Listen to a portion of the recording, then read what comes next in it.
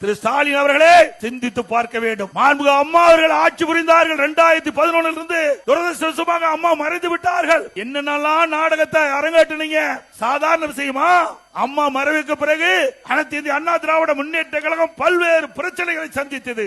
உங்களுடைய ஆதரவால், கட்சிக்காரருடைய தொண்டர்கள் நிர்வாகி ஆதரவால் கட்சியை நாங்கள் காப்பாற்றினோம். ஒரு காலகட்டத்தில் பெரும்பான்மையான சட்டமன்ற உறுப்பினர்கள் என்னை முதலமைச்சராக தேர்ந்தெடுத்தாங்க. நான் பதவி பொறுப்பேற்றேன். மேதகு ஆளுநர் அவர்கள் சட்டமன்றத்திலே பெரும்பான்மையை நிரூபிக்க வேண்டும் என்று ஆணை பிறப்பித்து விட்டார்கள். அந்த ஆணைப்படி சட்டமன்றத்திலே கூட்டம் நடைபெற்றது. பெரும்பான்மையை நியமிக்கின்ற போது, பெரும்பான்மையை நிரூபிக்கின்ற காலகட்டத்தில் திரு ஸ்டாலினும் அவருடைய சட்டமன்ற உறுப்பினர்களும் எங்களுடைய மேஜை மேல் ஏறி சட்டமீற்ற மாமன்றத்தில் முதலமைச்சருடைய மேஜை, அமைச்சருடைய மேஜையில் ஏறி டான்ஸ் ஆடுறாங்க.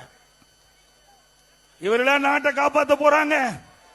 சிந்தித்து பாருங்க, இவரெல்லாம் எப்படிப்பட்டவர் என்பதை மக்கள் எண்ணி பார்க்க வேண்டும். சட்டமீற்ற மாமன்றம், சட்டமன்றம் என்றால் மக்களுக்கு சட்டத்தை இயற்றக்கூடிய மாமன்றம். அப்படிப்பட்ட சட்டமன்றத்தில் சபாநாயகர் ஒரு தாழ்த்தப்பட்ட வகுப்பை சார்ந்தவர். அவர் தாழ்த்தப்பட்ட வகுப்பை சேர்ந்த ஒரே காரணத்தில் அவர் இருக்கையில் இருந்து அவரை கீழே பிடித்து இழுத்து விட்டு அந்த ஆசனத்தில் அமர்றீங்க. அப்படி செயலை செய்த கட்சி திமுக கட்சி. இப்படிப்பட்ட கட்சி ஆட்சிக்கு வரணுமா?